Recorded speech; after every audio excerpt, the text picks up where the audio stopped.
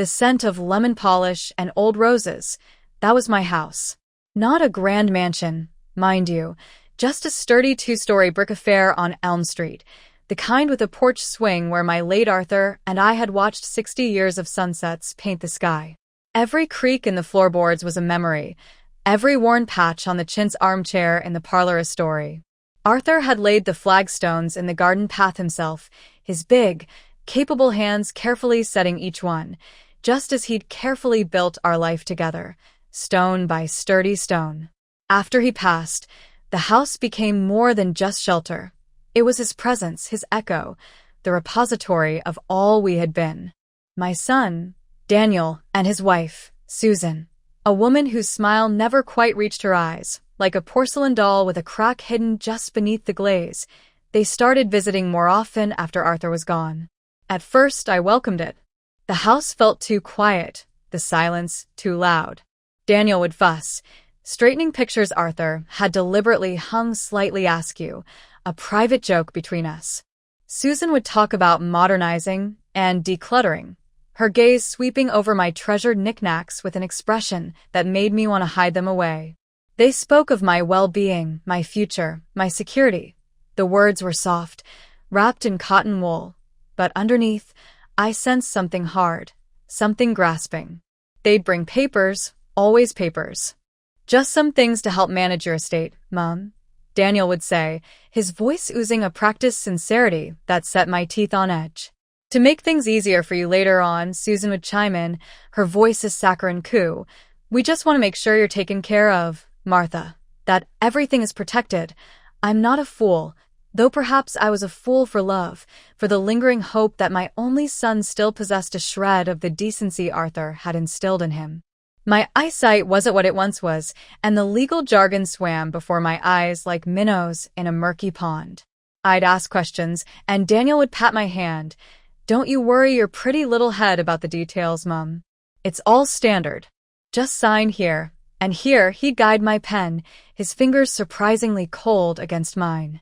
I signed, trusting the bond of blood, the memory of the boy whose scraped knees I'd bandaged. I signed away the roses, the porch swing, the 60 years of sunsets, all for the promise of security. The full weight of their betrayal didn't crash down on me immediately. It seeped in, a slow, cold tide of horror. It was a casual remark from Susan, a few weeks later, as she measured my bedroom windows for new curtains. "Something in a nice neutral, I think. It'll make it much easier to stage when we put it on the market after you're settled elsewhere." Settled elsewhere? On the market? My blood ran cold. "What are you talking about, Susan?" I asked, my voice dangerously quiet. She gave me that brittle smile. "Oh, Martha, didn't Daniel explain? The house is ours now. You signed it over. It was for the best, really. This old place is too much for you. We're looking at some lovely assisted living facilities. One even has a craft room." The casual cruelty of it, the breathtaking audacity, stole the air from my lungs. My house. Theirs. The papers I'd signed hadn't been about my security. They'd been about theirs. They had tricked me, conned me, stolen my life from under me with false smiles and Judas kisses. The shock was a physical blow, leaving me gasping, the scent of lemon polish suddenly acrid, the roses outside seeming to weep. In that moment, the grief was a living thing, tearing at me. But beneath the grief, something else began to stir, something fierce and hot, an anger I hadn't felt in decades. They thought they had won. They thought they could erase me, tuck me away in some sterile room with a craft corner while they reaped the profits of my life's work, of Arthur's legacy. They had grievously, catastrophically, underestimated Martha Annabelle Hayes. The house might legally be theirs for a fleeting moment, but its soul, its memories, its very foundations were mine. And if I couldn't have it, then by God, neither would they. The strategic planning for its demise, for my ultimate, earth-shattering revenge, began not with a bang, but with a cold, quiet click of resolve deep within my shattered heart.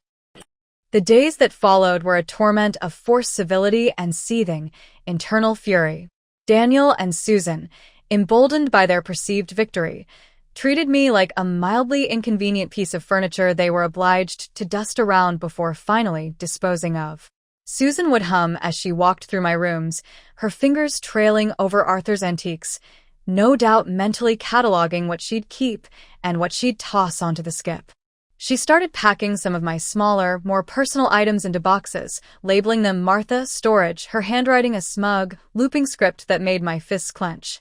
"Just to get a head start, dear," she'd chirp, her voice like nails on a chalkboard.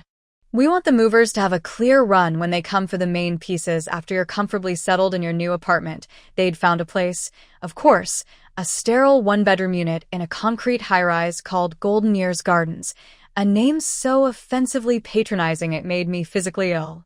Daniel drove me there one afternoon for a viewing. The air smelled of disinfectant and despair. The garden was a patch of astroturf with a few plastic flamingos. I looked at my son, at his bland, carefully neutral expression, and wondered if he felt anything at all, any flicker of shame, of remorse. He avoided my gaze, busying himself pointing out the grab bars in the tiny bathroom. This was to be my future, according to them. A slow fade into beige oblivion while they lived in my sun-drenched, rose-scented home. The injustice of it was a constant, burning coal in my chest. I spoke to Mr. Henderson, Arthur's old solicitor, a kind man with weary eyes who had handled our affairs for decades. I laid out the situation, the papers I'd signed, my voice shaking with suppressed rage. He listened patiently, his brow furrowed. When I finished, he sighed, a deep, sorrowful sound. "Martha," he said gently, "I've looked at the copies Daniel so helpfully provided me. From a purely legal standpoint, the documents appear to be ironclad. You signed them. There are witness signatures, Susan's mother and her bridge partner, I believe. Proving undue influence or lack of capacity after the fact, especially when they've been so meticulous in creating a narrative of your frailty, would be an uphill, incredibly expensive, and likely fruitless battle." His words were a death knell to any hope of reclaiming my home through conventional means. The law, it seemed, was on their side, the side of the duplicitous and the greedy. This news, however devastating, didn't extinguish the fire within me. It fanned it into a raging inferno. If the law could not deliver justice, then I would have to find another way. A more direct way. My mind, which they had so blithely dismissed as failing, began to work with a chilling, laser-like focus. They wanted the house, the physical structure, the bricks and mortar, the land it stood on. They could have the land. The house, however, the repository of my life, my love, my memories, that they would never possess. The idea, when it first struck me, was so audacious, so extreme, it almost made me laugh. A harsh, brittle sound. Bulldoze it. Raze it to the ground. Leave them nothing but a pile of rubble and the bitter taste of their own treachery. It was insane, of course. But was it any more insane than what they had done to me? A fierce, almost joyous energy surged through me. This wasn't just about revenge. It was about reclamation, about asserting my will one last, spectacular time. It was about ensuring that the sacred space Arthur and I had created would not be defiled by their presence. The memory of Arthur's hands, laying those flagstones, cemented my resolve. He would have understood.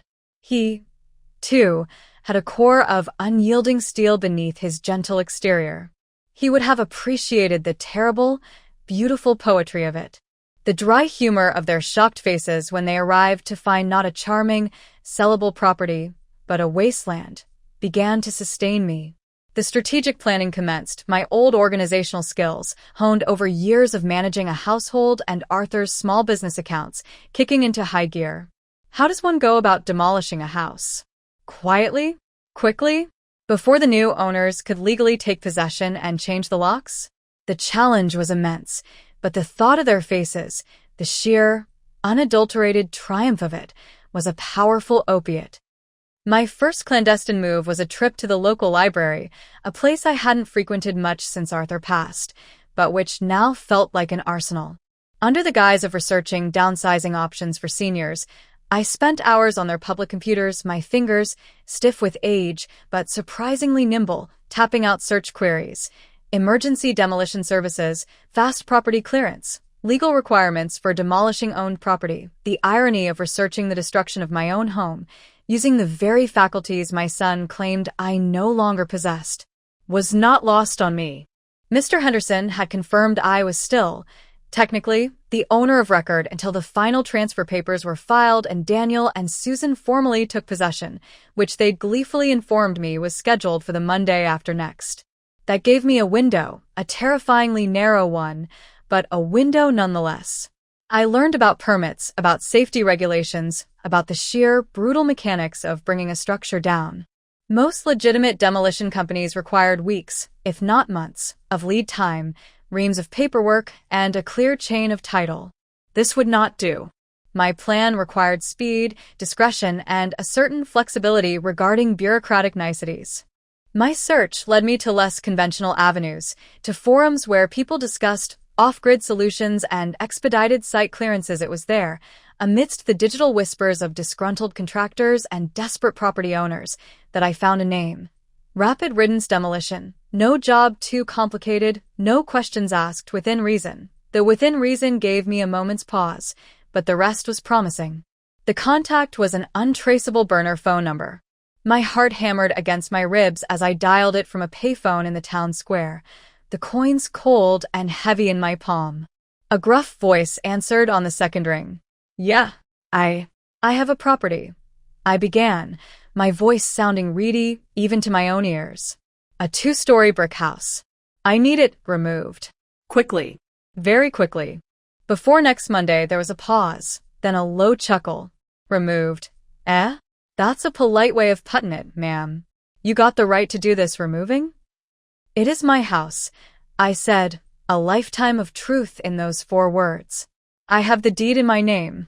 Until Monday, cash job?" he asked, his voice all business. "Up front." "Yes," I replied, thinking of the emergency fund Arthur and I had painstakingly built, hidden away in a fireproof safe in the basement, a fund Daniel and Susan knew nothing about. It was a considerable sum, saved for a rainy day. Well, the forecast was calling for a biblical flood of retribution.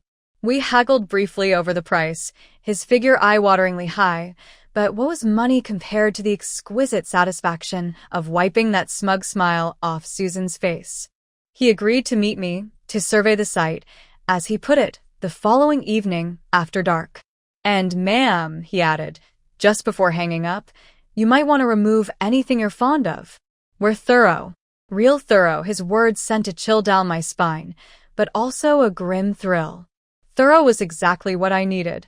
The next few days were a whirlwind of clandestine activity. I feigned a sudden enthusiasm for decluttering, much to Susan's delight. She saw it as me finally accepting my fate, making things easier for them. I saw it as salvaging the few irreplaceable fragments of my life before the storm. Arthur's war medals, my grandmother's lace wedding veil, a handful of faded photographs of Daniel as a child, a happy, innocent boy who seemed a stranger to the man he had become. These I packed into a small, sturdy suitcase, hiding in the back of my wardrobe. I even took a cutting from Arthur's favorite peace rosebush, wrapping its roots carefully in damp paper. A small, living piece of my home to take with me. Each item I saved was a tiny act of defiance, a whisper of the life they couldn't entirely erase. My loyal old friend, Betty, came over for tea. I couldn't tell her the whole truth, of course. How could I explain I was planning to obliterate my own home? But I hinted at my distress, at Daniel and Susan's callousness. Betty, bless her forthright soul, didn't mince words. "They're vultures, Martha, plain and simple," she declared, her eyes flashing. "If it were me, I'd salt the earth before I let them have a moment's peace in that house." Her words, meant as hyperbole, resonated deep within me, a surprising affirmation of my own mad plan. The man from Rapid Riddance, a burly, silent figure named Gus, arrived as promised. He surveyed the house with a professional, appraising eye, nodding occasionally. He asked few questions, mostly about access for his machinery. He seemed unconcerned by the tight deadline or the unconventional nature of the request. He simply named his final, exorbitant price, payable in cash, half up front, half on completion of the removal. The deal was struck with a curt nod. He would arrive with his crew and equipment at dawn on Sunday. Sunday, the day before they were due to move in. The poetry of it was almost too perfect. The waiting was the hardest part. Each tick of the grandfather clock in the hall, a clock Arthur had lovingly restored, sounded like a countdown to devastation, to liberation. Daniel and Susan were almost giddy with anticipation, their conversations filled with plans for renovations, for garden parties, for the new life they were about to inherit, a life built on my ruin. Susan had already picked out new paint swatches, leaving them scattered on my kitchen table, vibrant splashes of color that felt like a personal affront. Ocean breeze for the master bedroom, my bedroom. Sunshine yellow for the kitchen where I had baked 1,000 apple pies. I moved through those last days like a ghost in my own home, every familiar object, every beloved nook, imbued with a poignant, heartbreaking significance. Yet, beneath the sorrow, the cold, hard core of my resolve remained unshaken. This was not an act of madness, I told myself repeatedly. It was an act of ultimate sanity, of reclaiming control in the only way left to me. On Saturday afternoon, Daniel and Susan announced they were going to spend the night at Susan's mother's house, to finalize some arrangements and to give me some space to pack my last few bits. "Don't overtire yourself, Mum," Daniel said, his attempt at concern so transparent it was insulting. "We'll be back bright and early on Monday to help with the transition." Their absence was a blessing, a final, quiet night to say goodbye to the house, not as a victim, but as its sovereign, its executioner. As dusk settled, casting long shadows across the lawn, I walked through each room one last time. I touched the worn velvet of Arthur's favorite armchair, inhaled the faint, lingering scent of his pipe tobacco that still clung to the library curtains. I stood in the doorway of Daniel's childhood bedroom, remembering the small boy who had believed in superheroes before he himself had become the villain in my story. There were tears, yes, silent tears that tracked down my wrinkled cheeks, tears for what was lost, for what had been so cruelly taken. But they were not tears of weakness. They were tears of mourning for a life, a love, a family that no longer existed in the way I had cherished. I thought of Lily, my granddaughter, Daniel and Susan's child. They rarely brought her to see me, perhaps sensing my disapproval of their grasping ways, or perhaps, more chillingly, already priming her to see me as an irrelevance. The thought that this beautiful home, filled with generations of love, would never echo with Lily's laughter under their stewardship, hardened my heart further. They were not just stealing from me. They were stealing from her, from the future, from the very concept of family heritage. My internal monologue was a strange mix of grief and grim anticipation. The sentence style of my thoughts became shorter, more deliberate, like the rhythmic beat of a drum counting down to a momentous event. This house, this beautiful, beloved house, would not become a monument to their greed. It would become a legend, a testament to a mother's fury, a granny's revenge. I slept little that night, my small suitcase packed and waiting by the guest room door, where I'd been relegated for the past week. My essentials, the irony wasn't lost. As the first pale fingers of dawn began to touch the sky on Sunday morning, I was already awake, dressed, a thermos of strong, black coffee in my hand. I sat on the porch swing, the one Arthur had hung, and watched the street begin to stir. It was the calm before the storm, the deep, quiet breath before the plunge. The air was cool, carrying the scent of damp earth and the roses, their blooms heavy with dew. My roses. Soon they too would be gone. But their fragrance, their beauty, would live on in my memory, untainted by the presence of those who sought to usurp them. The emotional tone was tense, yes, but also strangely peaceful, the peace that comes from an irrevocable decision, from knowing that, whatever the consequences, you're finally taking control. The first rumble of heavy machinery reached me just as the sun crested the horizon, painting the sky in hues of apricot and rose. It was a low, guttural sound, the growl of a waking beast. My heart leaped, a mixture of terror and exhilaration. Gus and his crew from Rapid Riddance Demolition were punctual. Two massive yellow bulldozers, their steel tracks churning up the dew-damp grass of Mrs. Henderson's prize-winning lawn across the street, a small collateral damage I would later anonymously compensate her for, tenfold, lumbered into position, flanking my beloved home. A flatbed truck carrying an excavator with a wicked-looking claw attachment followed, parking with a hiss of air brakes. Gus, a silent, imposing figure in a stained baseball cap, emerged from the cab of the lead bulldozer. He gave me a curt nod, his expression unreadable. No words were exchanged. None were needed. He had his instructions, and I had my grim satisfaction. I stood on the sidewalk, a safe distance away, my small suitcase at my feet, the thermos of coffee clutched in my trembling hands. A few early morning dog walkers paused, their expressions a mixture of curiosity and alarm. I ignored them. This was my private theater of war, my final, defiant stand. The first blow landed on the sunroom, the beautiful glass-enclosed space where Arthur and I had drunk our morning coffee for 40 years, watching the birds in the garden. The bulldozer's massive blade, like the fist of an angry god, slammed into the delicate structure.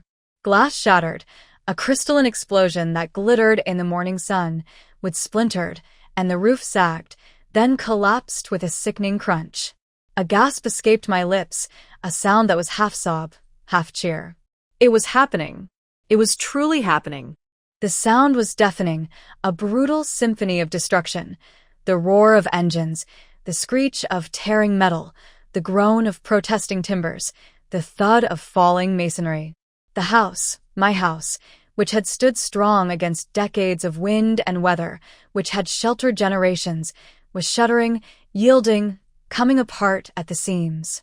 The excavator moved in, its claw ripping at the walls with savage precision, tearing away great chunks of brick and plaster, exposing the intimate skeleton of the rooms within, a glimpse of faded floral wallpaper in what had been my bedroom, a section of the bookshelf Arthur had built in the study. Each impact was a fresh wound, yet also a strange, visceral release.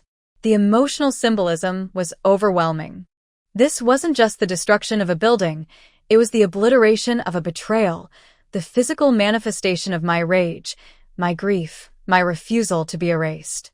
The roses, Arthur's beloved roses, were crushed beneath the relentless advance of the steel tracks, their vibrant blooms disappearing into the churned earth. It was a painful sight, yet I knew it was necessary. Nothing of us, of our life here, would remain for them to claim, to corrupt. The innocent grandchild, Lily, would never know this house as her heritage, but perhaps, one day, she would understand the fierce love that had driven her grandmother to such desperate, destructive lengths to protect its sanctity from those unworthy of it. The tension that had been coiled within me for weeks began to unwind, replaced by a wild, almost terrifying exultation. This was poetic justice in its rawest, most elemental form. They had sought to take my home, my life. I was ensuring they would inherit nothing but dust and echoes. The destruction was shockingly swift, brutally efficient. Gus and his crew were indeed thorough. Within an hour, the sturdy two-story brick house on Elm Street, my home for 60 years, was reduced to a jagged, steaming pile of rubble.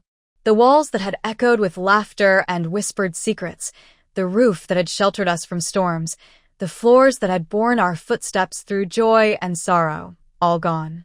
It was a scene of utter devastation, a gaping wound in the neat suburban landscape.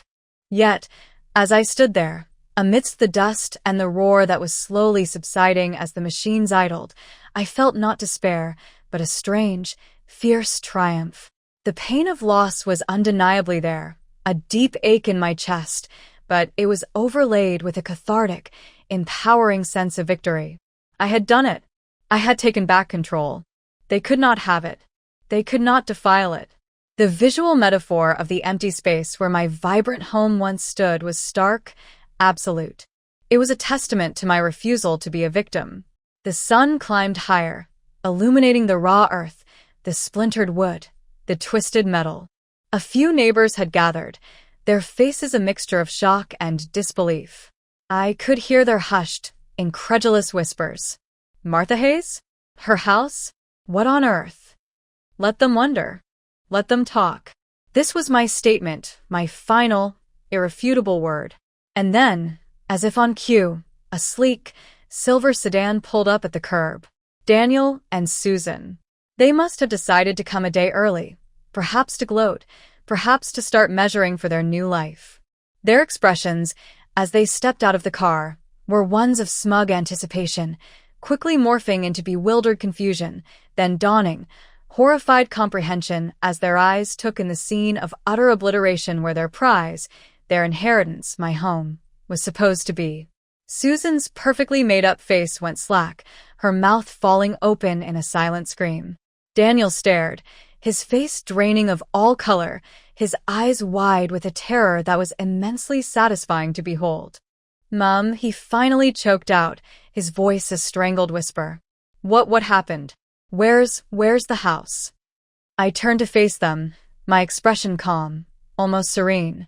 The wind whipped a few strands of gray hair across my face, and I brushed them away with a steady hand.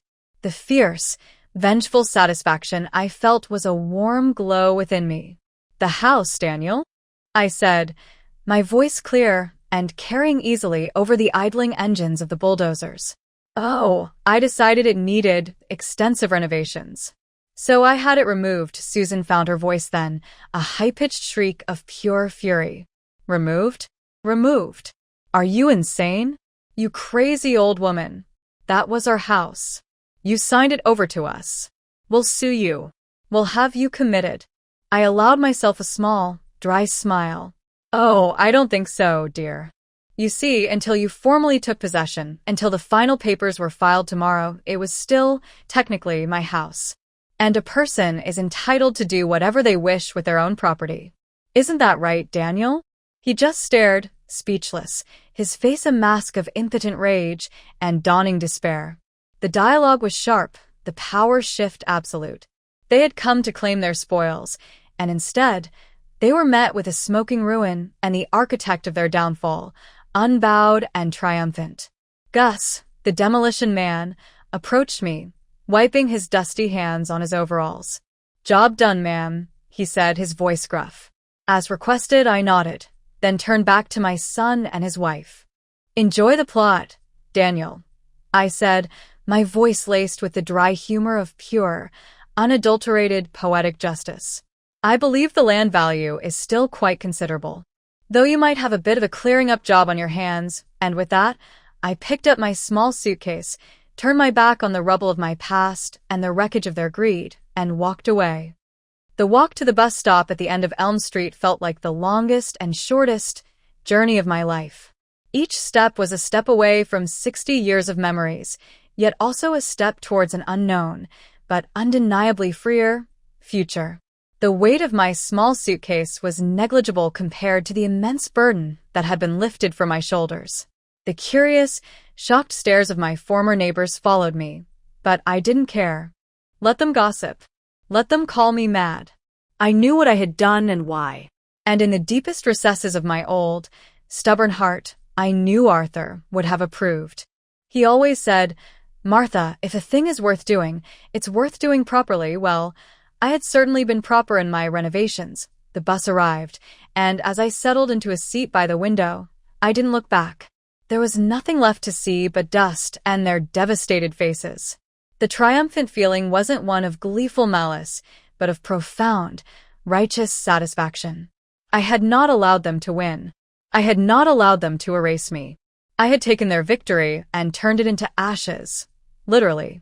My loyal legal ally, Mr. Henderson, had been shocked when I'd called him the previous evening to inform him, in vague terms, that the issue at the house would be resolved by morning and that I would be relocating. He'd sounded worried, but I'd assured him I was perfectly fine, perhaps more fine than I had been in months.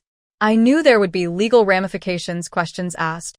Daniel and Susan would undoubtedly try to cause trouble, their fury boundless. But what could they truly do? The house was gone. The deed was in my name when it was demolished. I had the receipts from Rapid Riddance Demolition, paid in full from Arthur's emergency fund, a fund now considerably lighter, but well spent. My new destination was a small, furnished apartment Betty had found for me in a quiet town by the sea, a place where no one knew Martha Hayes of Elm Street, the granny who had bulldozed her own home.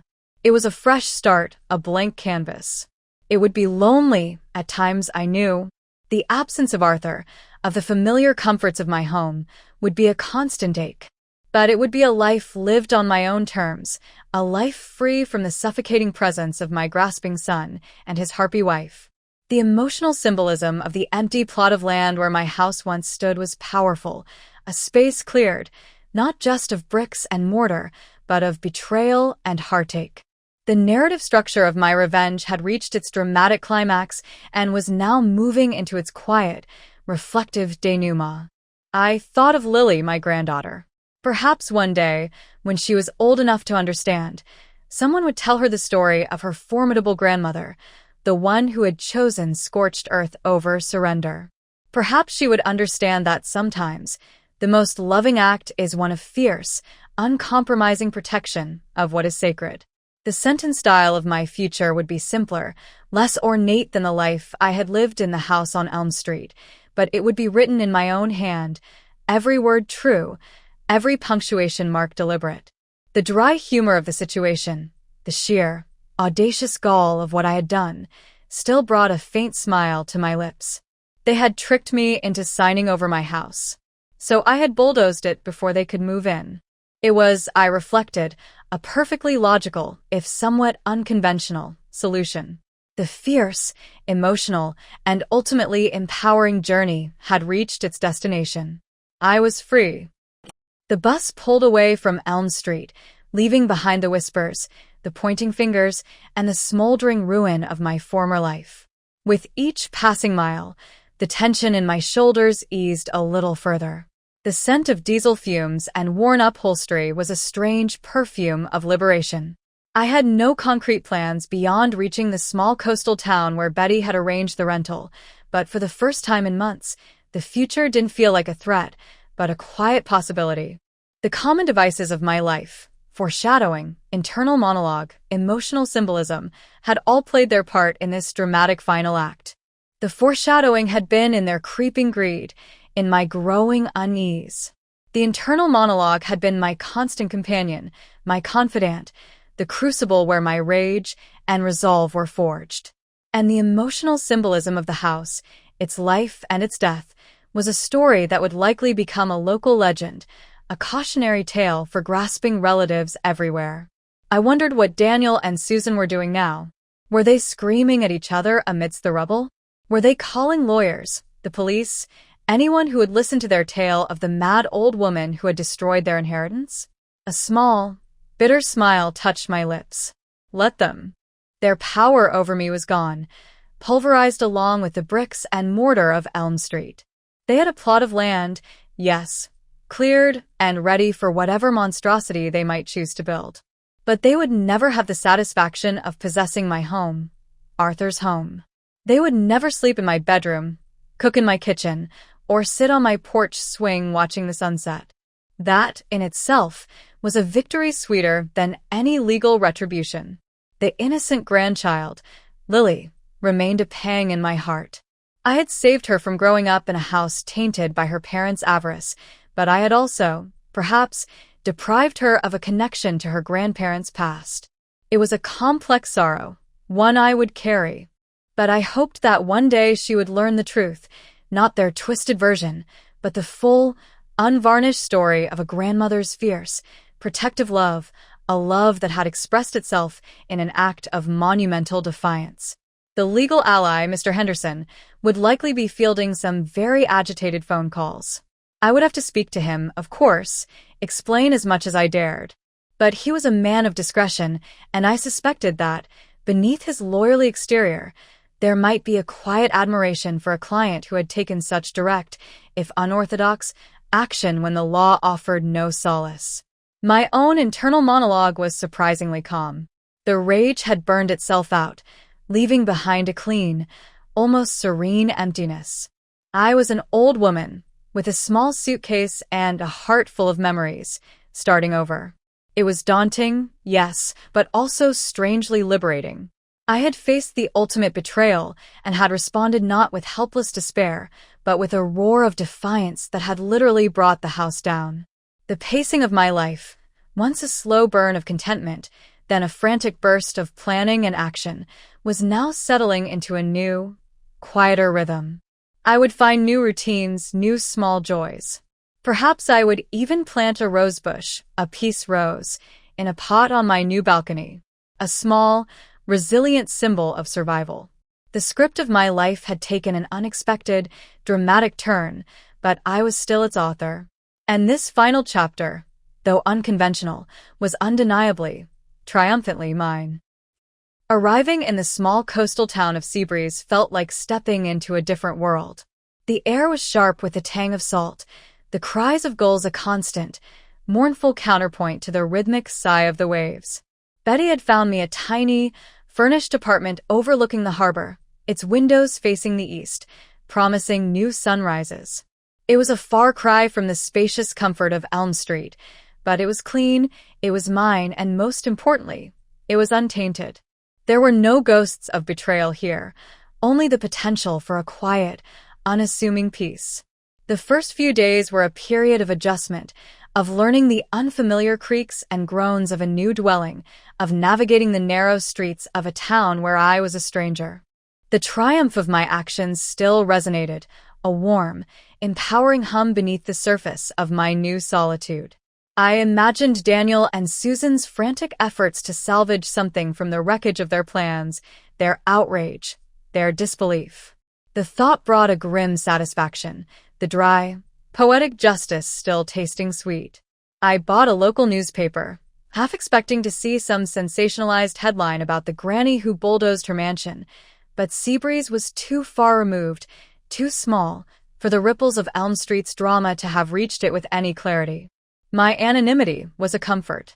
I was no longer Martha Hayes, the center of a shocking suburban scandal. I was just Mrs. M. Hayes, a quiet widow, new in town. The narrative structure of my life had shifted from a revenge drama to a quiet character study. I established a simple routine. Morning walks along the beach, collecting shells, watching the fishing boats head out to sea. Afternoons spent reading in the small public library, or simply sitting on my balcony, feeling the sun on my face. I even bought a small watercolor set and began to paint the seascapes, clumsy at first, but finding a quiet joy in the attempt. The language style of my days became simpler, my internal monologue less fierce, more reflective. The characters from my past, Daniel, Susan, even Arthur, receded slightly, their edges softened by distance and the passage of time. The fierce, vengeful emotions had served their purpose. Now, a quieter strength was emerging. One afternoon, I received a letter forwarded by Betty. It was from Mr. Henderson. He wrote that Daniel and Susan were, as expected, exploring every possible legal avenue to pursue action against me, but that their case was weak.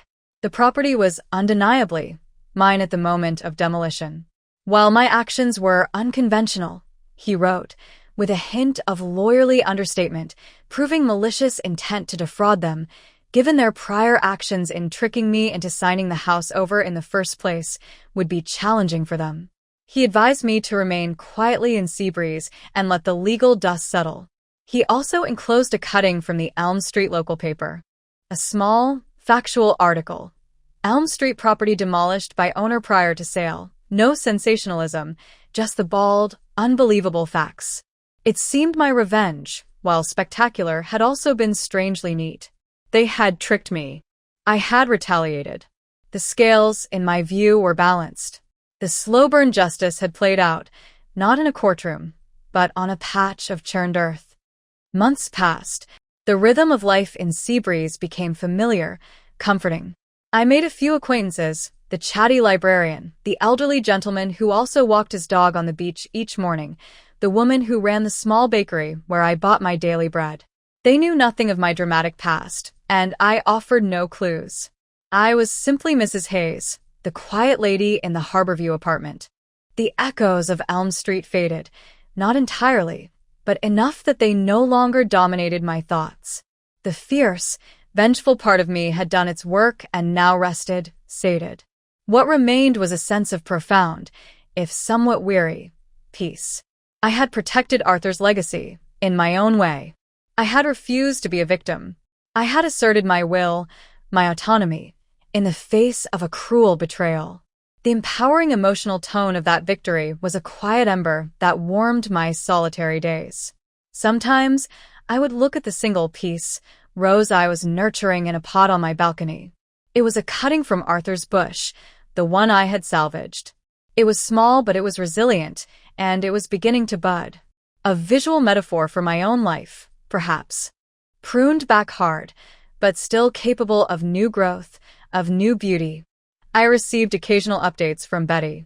Daniel and Susan, it seemed, had eventually given up on any legal action against me, the costs and the sheer improbability of success proving too daunting. They had sold the empty plot on Elm Street, Betty wrote, for a decent sum, but far less than they would have received for the house itself, and certainly not enough to compensate for their shattered pride and the public humiliation. They had moved away, somewhere far from Elm Street, their dreams of easy wealth turned to dust. Quite literally. There was no triumph in hearing this, only a quiet sense of an ending. The characters in that particular drama had played their parts and exited the stage. My part, too, was done. The point of view was now one of peaceful retrospection. The shock and betrayal were past, the revenge enacted, the victory secured. What remained was the living of a life, simpler, quieter, but undeniably my own. The audience addressing style of my internal narrative was now simply a conversation with myself, a gentle recounting of a life that had taken an extraordinary turn but had found its way back to a measure of peace. The general style tags of elder revenge drama and family betrayal still applied to a chapter of my life, but they no longer defined its entirety. I was more than just the granny who bulldozed her house.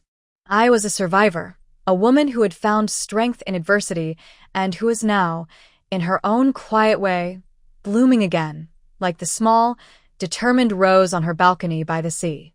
The final word was not one of vengeance, but of resilience.